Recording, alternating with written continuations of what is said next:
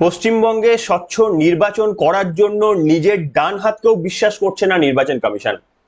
গতকাল আপনারা জানেন এই পশ্চিমবঙ্গের সর্বোচ্চ নির্বাচনী আধিকারিক হচ্ছেন মনোজ আগরওয়াল, সিইও। তার যিনি ডেপুটি সুব্রত পাল, সেই সুব্রত পাল সমেত আরো 3জন আধিকারিককে, সিইও দপ্তরের আধিকারিককে সরিয়ে দিল নির্বাচন কমিশন। এতদিন পর্যন্ত আপনারা দেখতেন যে পশ্চিমবঙ্গের প্রশাসনিক পদের রদবদল, আমলাদের রদবদল দেখেছেন, ওসি পুলিশ স্টেশনের রদবদল। গতকাল আমি বলেছি সব মিলিয়ে সংখ্যাটা প্রায় কত একটা 280 না কত, সমস্ত ওসি মিলিয়ে তাদেরকে সরিয়ে দেওয়া হয়েছে। এবার কিন্তু নিজেদের ঘুঘুর বাসাটা পর্যন্ত ভাঙতে দ্বিধাবোধ করছে না নির্বাচন commission. Deputy election commissioner Subrata পালকে সরিয়ে দিলেন নির্বাচন কমিশনার। এবং শুধু তাই নয়, অনেক ইন্টারেস্টিং খবর আজকে দেব। মমতা বন্দ্যোপাধ্যায়কে প্রচারে রেস্ট্রিক্টেড করে দেওয়া হোক, তার প্রচারকে সব জায়গায় যেন তাকে বাধা দেওয়া হয়, মানে আটকে দেওয়া হয়, তার জন্য নির্বাচন কমিশনের কাছে দপ্তর করলেন কে জানেন? শুভেন্দু অধিকারী নন, দপ্তর করলেন কেন্দ্রের একাধিক হেভিওয়েট মন্ত্রী। পীযূষ গোয়েলের নেতৃত্বে পীযূষ গোয়েল, কিরণ রিজিজু এবং আমাদের এই রাজ্যের বেশ কিছু নেতৃত্বরা, তারা গিয়ে গতকাল কমিশনকে একেবারেই মমতা বন্দ্যোপাধ্যায়ের উস্কানিমূলক মন্তব্যের জেরে হিংসা ছড়াতে পারে তাকে রেস্ট্রিক্টেড করা হোক, এই দাবিতে তারা কমিশনের দরবারে গেলেন। অভিষেক বন্দ্যোপাধ্যায় এদিকে ফর্ম 6 ঢোকানো হচ্ছে বলে অ্যাডিশন করা হচ্ছে। এতদিন পর্যন্ত তাদের ডিলিশনে আপত্তি ছিল, নাম বাদ চলে যাচ্ছে বলে আক্রমণ শানাতেন রাজনৈতিক মঞ্চ থেকে। এবার নাম তোলা হচ্ছে বলে আক্রমণ শানাচ্ছেন। কোন দিকে যাবেন বুঝতে পারছেন না। আজকে আলোচনা করব এই পুরো বিষয়টি আপনাদের সামনে। নমস্কার, welcome to simple as a বিষয়। আপনাদের সকলকে স্বাগত জানিয়ে শুরু করছি অত্যন্ত গুরুত্বপূর্ণ পর্ব। যারা ফেসবুক, ইউটিউব যেখান থেকে দেখছেন সকলকেই স্বাগত। আমি আপনাদের সামনে প্রথমেই যে খবরটা দিয়ে শুরু করব সেটা হচ্ছে, দেখুন, মনোজের ডেপুটি সহ সিইও দপ্তরের 4 অফিসারকে সরিয়ে দিল নবান্ন, যুগ্ম সিইও করে পাঠালো একজনকে। ডেপুটি সিইও অর্থাৎ মনোজ আগরওয়ালের পরের জন, অর্থাৎ একেবারেই রাজ্যের 2য় নম্বর ব্যক্তি, তাকে সরিয়ে দিল, ঘুঘুর বাসাটা ভেঙে দিল। তার বিরুদ্ধে কি অভিযোগ সেগুলো কিন্তু প্রকাশ্যে আসেনি, কিন্তু আমরা আন্দাজ করতে পারছি যে হয়তো অনুপ্রাণিত হয়ে গিয়েছিলেন। সেই অনুপ্রাণিত একজন অফিসার হয়তো তাকে সরিয়ে দিল কিন্তু নির্বাচন কমিশন। শুধু একটা জিনিস খেয়াল রাখবেন, যে মিডিয়ার কাছ থেকে রিপোর্ট পাওয়ার পর কিংবা রাজনৈতিক নেতারা কবে আসবেন তারপরে রিপোর্ট পাওয়ার পর যে সরাবেন এমনটা নয়। নির্বাচন কমিশনের প্রধান লক্ষ্য কিন্তু একেবারে স্বচ্ছভাবে নির্বাচন করানো। অন্যান্য যে রাজ্যে নির্বাচনের প্রস্তুতি চলছে সেখানে এই ধরনের কোনো প্রক্রিয়া বা পদক্ষেপ তাদের কিন্তু নিতে হচ্ছে না। দুর্ভাগ্যক্রমে পশ্চিমবঙ্গে এটা ঘটছে। এই জায়গায় আমি আপনাদের সামনে দেখাবো মমতা বন্দ্যোপাধ্যায় বেশ এখন গতকাল অন্তত যে বক্তব্যগুলো শুনলাম সেখানে উস্কানির মাত্রা অনেকটাই কমে গিয়েছে। সৌজন্যে বিজেপি নেতৃত্ব এবং ইলেকশন কমিশনের এই দাবাং রণমূর্তি কেন? তার কারণ মমতা বন্দ্যোপাধ্যায় যে এই যে রান্নাঘর থেকে যে যা পারবে বেলন পাখা নিয়ে বেরিয়ে আসার যে নিদান দিয়েছিলেন, তা নিয়ে আপত্তি তুলেছিল বিজেপি। শুধু তাই নয়, মমতা বন্দ্যোপাধ্যায় একটা মারাত্মক কথা বলেছিলেন যেটা 2021-এ তিনি বলতেন না, এবারে বলতে শুরু করেছেন। পোস্টপোল ভায়োলেন্সের পরেও তিনি বলতে শুরু করেছেন যে নির্বাচন হয়ে গেলে বিজেপির লোকেদের পিঠে পোস্টার লিখে বলতে হবে আমি বিজেপি করি না, আমি বিজেপি করি না, আমি বিজেপি করি না। ঠিক এই বক্তব্য নিয়ে নির্বাচন কমিশনের কাছে শুধু পশ্চিমবঙ্গের নির্বাচনী রাজনৈতিক প্রতিনিধিরা নয়, একেবারে কেন্দ্রের শীর্ষ প্রতিনিধিরা পীযূষ গোয়েল, কিরণ রিজিজু সমেত তারা দেখা করলেন। তারা বললেন মমতা বন্দ্যোপাধ্যায় একগুচ্ছ দাবি জানালেন, তার মধ্যে সব থেকে বড় দাবি হচ্ছে মমতা বন্দ্যোপাধ্যায়কে প্রচার থেকে রেস্ট্রিক্ট করা। করবেন কিনা জানি না, কি বলছেন। আমি কিরণ রিজিজুর একটু বক্তব্য শোনাবো, অল্প একটু, তারপরে যেহেতু হিন্দিতে তিনি বলছেন বাকিটা বাংলায় আমি সুকান্ত মজুমদারের বক্তব্য পরপর শোনাবো। শুনুন। हमारा डेलीगेशन में हमारे वरिष्ठ मंत्री पीयूष गोयल जी, मैं डॉक्टर सुकंता मजुमदार जी, अनिल बालूनी जी, हमारा महामंत्री अरुण जी, ओम पाठक जी इलेक्शन इंचार्ज, हम सब इलेक्शन कमीशन को एक पिटीशन देने आए हैं। ये बहुत ही गंभीर पिटीशन, बहुत ही महत्वपूर्ण एक विषय लेके आए हैं। अभी जो चुनाव हो रहे हैं 5 राज्यों में, उसमें से सबसे विशेषकर पश्चिम बंगाल में चुनावों को पूरा हाईजैक करने के लिए, लोकतंत्र को पूरा कब्जा करके लोगों को अपना मत देने का अधिकार को वंचित रख करके डरा धमका करके पश्चिम बंगाल में जो तबाही मचा रखा है। আমি শুধু একটা ঘটনা উল্লেখ করছি, ভারতবর্ষে এটা বিরলতম ঘটনা। একজন সিটিং চিফ মিনিস্টার তিনি বলছেন যে ভোটের পর যারা বিজেপিকে ভোট দেবে তাদেরকে বাড়ির বাইরে প্ল্যাকার্ড লাগাতে হবে যে আমি বিজেপি করি না। মানে এমন সিচুয়েশন তৈরি করা হবে, ভায়োলেন্স এমন করা হবে যাতে সবাই বাড়ির সামনে ডিক্লারেশন দেয় যে আমি বিজেপি করি না, আমি বিজেপি সাপোর্ট করি না। এই ধরনের পরিস্থিতি মমতা বন্দ্যোপাধ্যায় তৈরি করার চেষ্টা করছেন। প্রত্যেকটি ভোটারকে ভয় দেখানো, প্রতিনিয়ত বলা যে ইলেকশন কমিশন তো কদিনের জন্য, আমরাই থাকবো।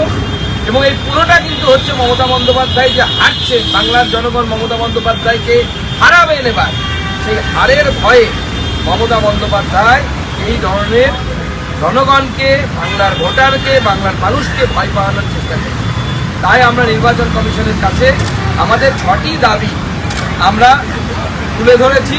সেই দাবিগুলোতে মমতা বন্দ্যোপাধ্যায়ের বিরুদ্ধে ভারতীয় ন্যায় সংহিতা অনুসারে উপযুক্ত ব্যবস্থা নেওয়া। ন্যায় সংহিতা অনুসারে উনি ক্রাইম করেছেন, কারণ উনি থ্রেট করেছেন, জীবনহানি পর্যন্ত থ্রেট করেছেন। তার জন্য তার বিরুদ্ধে ব্যবস্থা নেওয়ার জন্য আবেদন জানিয়েছি, তাকে প্রচার থেকে বিবার করার জন্য আবেদন জানিয়েছি এবং ইলেকশন কমিশনকে বলেছি আমরা যেন ফ্রি অ্যান্ড ফেয়ার ইলেকশন যেন হয়। এবং ইলেকশন কমিশনের ফুল বেঞ্চ আমাদেরকে আশ্বস্ত করেছে যে ফ্রি অ্যান্ড ফেয়ার ইলেকশন করার জন্য যা যা করা প্রয়োজন ইলেকশন কমিশন তাই করবে। শুনলেন, আমি অল্প করে কিরণ রিজিজুর বক্তব্য শুনিয়ে সুকান্ত মজুমদারের বক্তব্যটি আমি আপনাদের সামনে শোনালাম। এইখানে মুখ্যমন্ত্রী কিন্তু দেখলাম এই ঘটনার পর তিনি যে প্রচার করছেন সেই প্রচারে তার অন্তত এই হুমকি ধমকিটা অনেকটা কমে এসেছে। তো যাই হোক, মুখ্যমন্ত্রী যদি সতর্ক না হয় তাহলে কিন্তু তার বিপদ বাড়তেই পারে। এবং আপনারা কি চান মমতা বন্দ্যোপাধ্যায়কে মানে এই রাজনৈতিক প্রচার থেকে আটকে দেওয়া? আমি এখানে একটা আজকে আপনাদের সামনে গুরুত্বপূর্ণ অংশ বিশ্লেষণ করব। দেখুন, তৃণমূল কংগ্রেস ইস্তেহার প্রকাশ করেছে। প্রথম কথা, আমি আপনাদের সামনে যদি প্রশ্ন করি, আচ্ছা ইস্তেহার শব্দটার অর্থ কি, কোথা থেকে এসেছে আপনারা বলতে পারবেন? দেখুন, আমিও গবেষণা করিনি, কিন্তু গতকাল জানতে পারলাম যে ইস্তেহার শব্দের অর্থ হচ্ছে নাকি, মানে অর্থ তো আপনারা জানেন, কিন্তু আপনারা দেখবেন যে তৃণমূল কংগ্রেস তারা ইস্তেহার শব্দটি ব্যবহার করেন, বিজেপি তারা সংকল্প পত্র বলেন। কেন ডিফারেন্সটা মাথায় এসেছে কখনো? গতকাল দেখলাম বিজেপির তরফ থেকে বলা হয়েছে যে মমতা বন্দ্যোপাধ্যায় ইচ্ছা করে এই ইস্তেহার শব্দটা বলছেন, সিপিএমও বলে। তার কারণ এটা একটা উর্দু শব্দ, এই উর্দু শব্দ থেকে নিয়ে আসা হয়েছে, ইস্তেহার শব্দটিকে রেখে দেওয়া হয়েছে। বিজেপি ইস্তেহার শব্দটিকে ব্যবহার করে না, সংকল্প পত্র ব্যবহার করে। আপনারা কোনটা পছন্দ করছেন, ইস্তেহার না সংকল্প পত্র, সেটা লিখবেন, কিন্তু তার থেকে নামে কিছু এসে যায় না। ওই ইস্তেহারই বলুন আর সংকল্প পত্র বলুন, তার মধ্যে যা লেখা রয়েছে তার মধ্যে অনেক কিছু এসে যায়। তৃণমূল কংগ্রেসের 10টি লাইন দেখে নিয়েছেন, আমি আপনাদের সামনে দেখিয়েছিলাম। কিন্তু বিজেপি এই এপ্রিলের প্রথম দিকে যে ইস্তেহার বাবা আমি সংকল্পপত্র বলবো, যেটাই বলুন আপনারা, যেটা প্রকাশ করতে চলেছে সেটা কিন্তু অসাধারণ। তার কারণ ওর মধ্যে এত কিছু, মানে এতগুলো পয়েন্ট রয়েছে, মানে সব মিলিয়ে পয়েন্ট ধরুন 50-এরও উপরে পয়েন্ট রয়েছে, 50-এরও বেশি পয়েন্ট সংকল্পপত্রে রয়েছে, এবং প্রত্যেকটি কিন্তু সেগুলো অসাধারণ। আমার কাছে মোটামুটি ড্রাফট কপিটা রয়েছে, আমি তার মধ্যে থেকে আপনাদের 10টি পড়ে শোনানোর চেষ্টা করছি কি বিজেপি আসলে কি দেবে আপনাকে। প্রথম কথা, লক্ষ্মীর ভান্ডার বিজেপি আসলেও চলবে, মমতা বন্দ্যোপাধ্যায় যে বলেন চলবে না, বিজেপি আসলেও চলবে, বরঞ্চ তারা বলছে 1500 নয় আমরা 3000 দেব। এবং এটা এইবার প্রথম সংকল্প পত্রে থাকবে, 2024-2021-এর আগের সংকল্প পত্রগুলোতে ছিল না। 2026-এর নির্বাচনের আগে সংকল্পপত্রে লক্ষ্মীর ভান্ডার 3000 টাকা করে মহিলাদের দেওয়ার কথা থাকবে। যুব সাথী প্রকল্পে মমতা বন্দ্যোপাধ্যায় এই যে বলেছেন মাস্টার স্ট্রোক নাকি 1500 টাকা, বিজেপি বলছে ক্ষমতায় নিয়ে আসুন আর পরের মাস থেকে আপনাদের 1500-এর বদলে 3000 টাকা দেবো। 1500 না, এটাও ডবল। এবার যদি যে সমস্ত মানুষ শুধু ভাতারটাকেও অনেকে মনে করেন যে না ঠিক আছে এটাও তো ভালো জিনিস, আমি আপত্তি করছি না, কিন্তু যারা শুধুমাত্র ভাতার দিকেই প্রমোট করতে চান বা এদিকে তাকাতে চান তাদের জন্য এটা ভালো খবর। আপনি যদি শিল্প টিল্প এইদিকে আপনি না বোঝেন বা আপনার না ইন্টারেস্ট থাকে, তাহলে ভাতার ক্ষেত্রেও আপনি লাভবান হবেন, আপনি দ্বিগুণ, এক ধাক্কায় ভোটে জিতলে দ্বিগুণ পাবেন। এরপরে কি, মহিলা এবং ছাত্রছাত্রীদের জন্য সরকারি বাসে বিনামূল্যে ভ্রমণ। কেজরিওয়াল যেটা চালু করেছিলেন দিল্লিতে, বিজেপি ক্ষমতায় আসলে পশ্চিমবঙ্গে এই সুযোগ সুবিধা দেবে, যেটা মমতা বন্দ্যোপাধ্যায় দেন না। বিনামূল্যে ছাত্রছাত্রী এবং মহিলাদের সরকারি বাসে ভ্রমণের অনুমতি। এরপর ক্ষমতায় আসার ৪৫ দিনের মধ্যে বকেয়া ডিএ সরকারি কর্মচারীদের মিটিয়ে দেওয়া হবে, অমিত শাহ আগেই ঘোষণা করেছিলেন। প্রত্যেক বছর রাজ্যের বিভিন্ন প্রান্তে মোট 4টি করে অগ্নিবীর নিয়োগ শিবির আয়োজন করার প্রস্তাব হবে।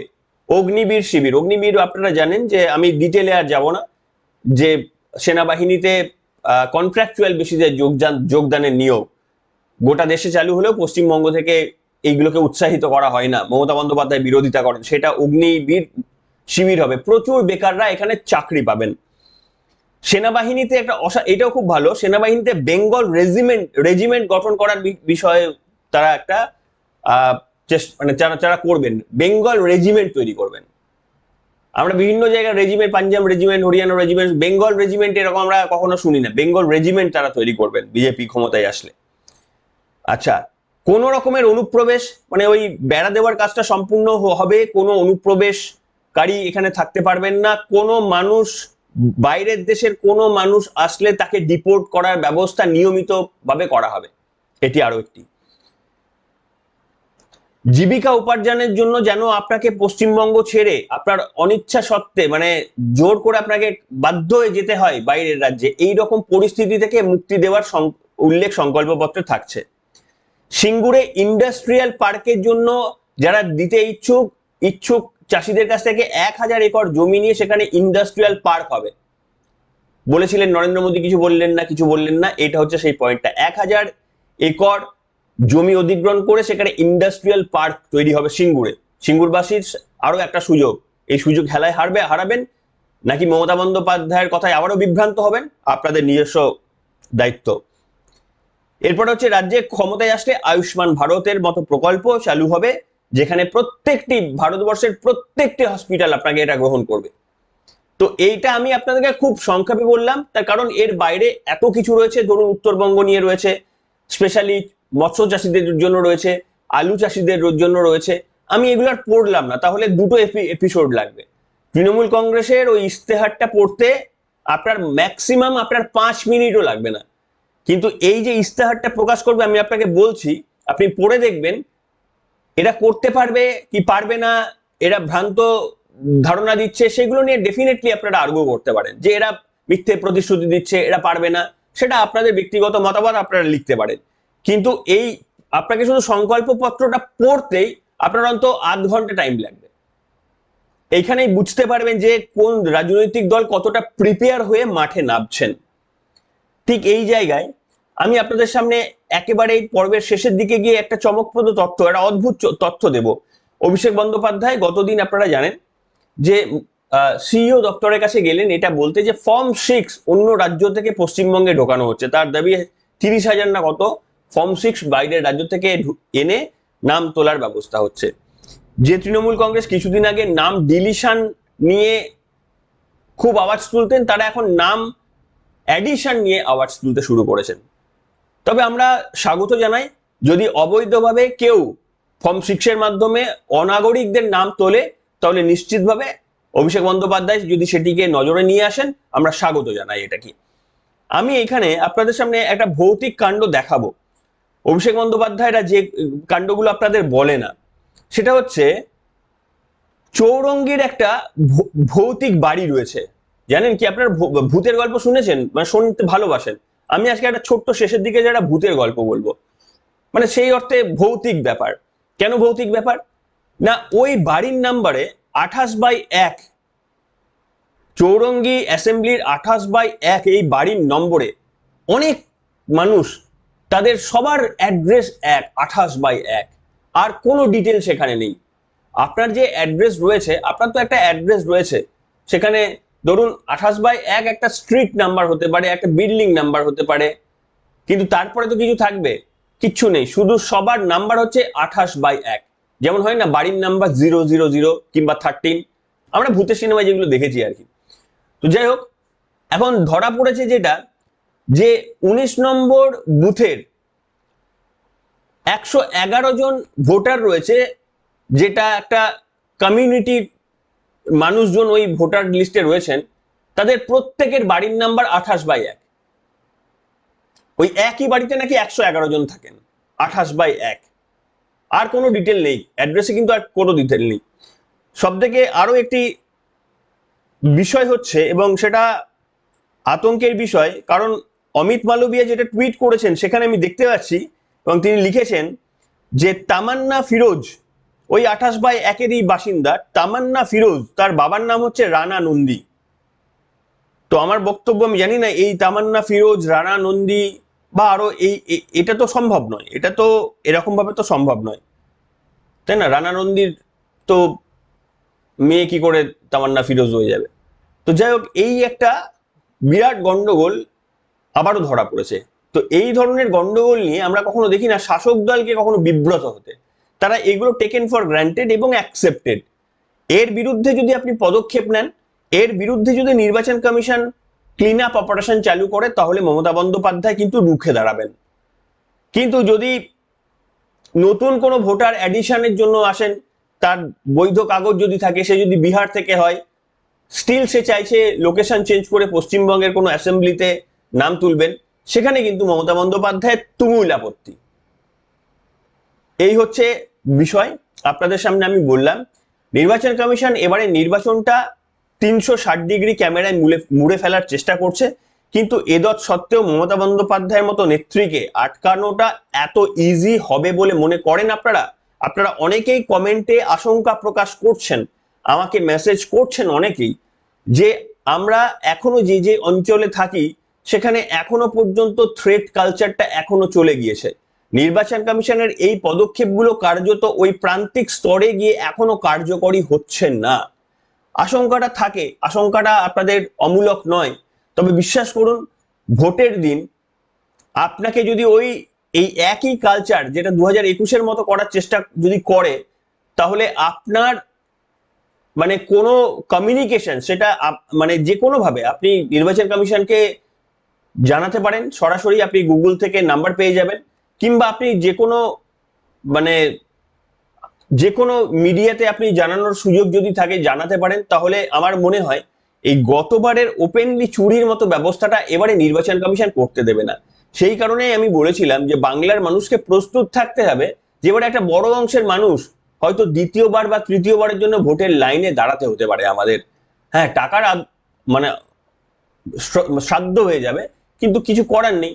একটা অগণতান্ত্রিক দল যদি চুরি করে ক্ষমতায় থাকতে চায়, তাহলে তো তাকে মানুষের ন্যায়, মানুষের ভোট বন্দি করার জন্য যা যা প্রয়োজন, তার জন্য যদি আরো বেশি ঋণের চাপ আমাদের সহ্য করতে হয়, ওইটুকু চাপ আমরা সহ্য করে নেব। কি পারবেন না? এমনিতেই এত লক্ষ কোটি টাকার মমতা বন্দ্যোপাধ্যায় ধারকে নিয়ে চলে গেছেন। সঠিকভাবে নির্বাচনের মূল্যায়ন করার জন্য যদি আরো একটু ধার আমাদের মাথায় চাপে, ওইটুকু ধার আমরা মেনে নিতে পারবো। অন্তত যদি নির্বাচন মানুষ সঠিকভাবে সুষ্ঠুভাবে দিতে পারেন, যাকে চায় তাকে ভোট দিতে যদি পারেন, এইটুকু ব্যবস্থা যদি করতে পারেন, তার জন্য আরো একটু ঋণের বোঝা আমরা নিতে প্রস্তুত। তাই তো? লিখে জানান, যে যেখান থেকে দেখছেন, ফেসবুক বা ইউটিউব থেকে লিখে জানান। সবাই ভালো থাকবেন, এখনকার মতো এখানেই।